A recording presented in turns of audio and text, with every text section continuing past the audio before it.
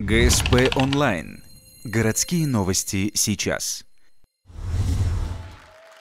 Суббота, 15:20. Актовый зал городского дворца культуры. Сегодня страна отмечает День памяти солдат-интернационалистов. В этом году исполнилось 25 лет со дня вывода войск из Афганистана. На вечер приглашены герои той страшной войны, а также участники других боевых действий за пределами Родины. Ветеранам вручают почетные грамоты от администрации города за проделанную работу по военно-патриотическому воспитанию молодежи. Один из награжденных – Егор Русский, участник военных действий в Южной Осетии. Он вместе с другими ветеранами регулярно посещает школы.